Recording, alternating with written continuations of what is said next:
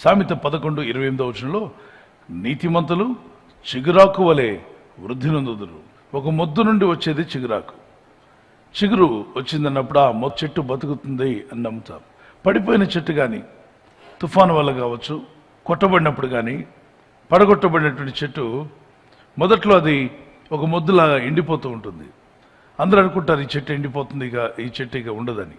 కానీ సడన్గా కొద్ది రోజుల తర్వాత అటుగా వెళ్తే చిగురు కనిపిస్తుంది. అప్పుడు మనం అనుకుంటాం, అరే చిగురు వచ్చింది కదా, ఇది బతుకుతుందా అని చెప్పని. ఆ చిగురు అలా వచ్చి రోజు రోజుకి దినదినము ఎదిగి వర్ధిల్లి మహావృక్షంగా మారిపోతుంది. ఆ చిగురాకులో ఉన్నటువంటి శక్తి అలాంటిది. అలాగే నీతిమంతులు చిగురాకు వలె వృద్ధి నొందుదురు. వారు మొదటిగా చిన్నగా కనబడినా కొద్దిగా కనిపించిన వారు మహా అభివృద్ధిలోకి వెళ్తారు. ఈరోజు వాక్యం వింటూ ప్రార్థిస్తున్న సహోదర సహోదరి, మీ జీవితాలను ప్రభు చిగురాకు వలె వర్ధిల్లి చేయునుగాక. నోవాహు నీతిమంతులుగా జీవించిన గనుక అతను చిగురాకు వలె ఎలా వర్ధిల్లాడు మీ అందరికీ తెలుసు. ఇప్పుడు ప్రపంచంలో ఉన్న మానవ జాతి అంతా ఆదాము నుండి వచ్చిన వాళ్ళు కాకుండా నోవా నుండి వచ్చిన వారు జీవిస్తున్నారు భూమి మీద. అంటే అన్ని దేశాల వారు నోవా కుటుంబం నుండే వచ్చారా? అవును. ఆ రోజు మానవ జాతి మొత్తం నాశనం అయిపోయింది. ఎందుకంటే అందరూ పాపాలు, అపవిత్రత, వాక్య విరుద్ధమైన పనులు, దేవుడు ఏదైతే వద్దన్నాడో దాన్ని చేస్తూ వచ్చారు.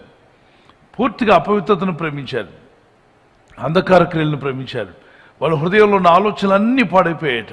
ఆ సమయంలో దేవుడు అంటాడు, ఎవరైనా ఒక్కడైనా ఉంటాడా నీతిపరుడని. దేవుని దృష్టి కనబడ్డాడు ఒక్కతను, అతనే నోవా. ఈ ఒక్కతని దేవుడు తీసుకొని అతను నీతిమంతుడు కనుక అతని చిగురును వ్యాపింపజేశాడు ప్రపంచం అంతటికి. మిగిలిన వారందరూ తుడిచివేయబడ్డారు. అందరికి అవకాశం ఇచ్చాడు, వాక్యం చెప్పాడు, చెప్పించాడు. కానీ ఎవరు వాక్యానికి లోబడలా. అందరూ హేళన చేశారు, దేవుని మాటని హేళన చేశారు, దేవుని వాక్యాన్ని హేళన చేశారు.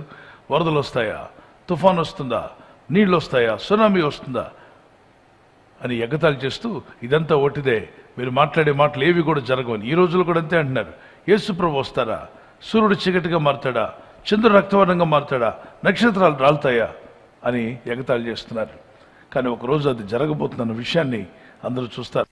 ఎవరైతే హేళన చేశారో నోవా కాలంలో వారందరూ కూడా చూడగలిగారు. భయంకరమైన ప్రళయం వారిని కొట్టుకొని పోయేలా చేసింది హేళన చేసిన వారు. కానీ భక్తి కలిగిన దేవుని దృష్టికి నీతిమంతులుగా ఉన్న నోవా ఇప్పటి వరకు కూడా ఆయన సంతానం చిగురిస్తూనే ఉంది. నేడు ప్రపంచంలో మానవులు ఉన్నారంటే నోవా సంతానం ఎప్పుడైనా. అలాగే లేఖనాల్లో దేవుని యందు భయభక్తి కలిగి చెడుతనమును విసర్జించినటువంటి వాడు మరి యోబు. ఇతని జీవితంలో కూడా అన్ని పోగొట్టుకున్న చిగురాకు వలె చిన్న కొద్ది ప్రాణం మాత్రమే ఉంది. రోగాలతో, బాధలతో, సమస్యలతో కృంగిపోయాడు. అంటే నీతిమంతులకి బాధలు రావని కాదు, వస్తాయి, కానీ వాటిని జయించగలుగుతారు. ముద్ద అయిపోయాడు, ఇక లేడు, ఇతని జీవితం ఇక అయిపోయింది అనుకున్నారు. కానీ ఆ చిన్న స్థితి నుండి, ఆ దిగజారని స్థితి నుండి, మరణ పడక మీద నుండి అతని దేవుడు లేవనెత్తి చిగురాకు వలె మహావృక్షంగా అతను రెండంతలుగా దీవించబడి ఆ రోజుల్లో ఉన్నటువంటి దేశాల్లో అతను గొప్ప ఘనతగా దేవుడు అతన్ని వాడుకుని హెచ్చించాడు. యెహెజ్కేలు ప్రవక్త దానియేలు గురించి సాక్ష్యం ఇస్తున్నాడు. దానియేలు అనే ప్రవక్త ఉండేవాడు. ఆ ప్రవక్త మంచి పరిశుద్ధంగా జీవించాడు, నీతిమంతునిగా బ్రతికాడు, భక్తునిగా బ్రతికాడని యెహెజ్కేలు గ్రంథంలో 14:14 సాక్ష్యం ఇస్తున్నాడు దానియేలు గురించి. మీ ప్రార్థన ప్రభు ఆలకిస్తాడు, మీ నివాస స్థలాన్ని దీవిస్తాడు, మీ సంతాన పక్షంగా ప్రభు ఉంటాడు, మీ కుటుంబాన్ని వర్ధిల్ల చేసి ఆయన సాక్షులుగా మిమ్మలను వాడుకొనుగాక.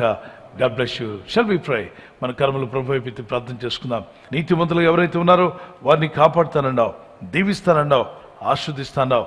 ఈ ప్రార్థనలో మొరపెట్టుచుండగా నీ ప్రజలందరూ కూడా నీ యందు విశ్వాసం ఉంచడం వల్ల నీతిమంతులుగా తీర్పు తీర్చబడిన వారై దేవుని యందు భయభక్తి కలిగిన వారుగా మేము ఎక్కడున్నా, ఏ ప్రాంతంలో ఉన్నా, ఏ ఉద్యోగంలో, వ్యాపారంలో, సేవా పరిచర్యలో, మిషనరీ వర్క్స్లో ఎక్కడున్నా నీ యందు విశ్వాసం ఉంచిన మమ్మలను నీతిమంతులుగా మీరు తీర్పు తీర్చారు నాయన. ఈ రాత్రి నెమ్మదితో పండుకొని సురక్షితంగా కాపాడబడినట్లుగా నీ అగ్ని కంచి వేసి మమ్మల్ని కాపాడండి. మీ చిత్తములో కొనసాగే కృప అందరికీ దయచేయమని యేసుక్రీస్తు ప్రశస్త నామములో వీరందరికీ చక్కని నిద్ర దయచేసి తెల్లవారు లేచి కృపను మాకిమ్మని క్రీస్తు నామములో అడిగి వేడుకుంటున్నామా పరలోకపు తండ్రి. ఆమేన్. ఆమేన్.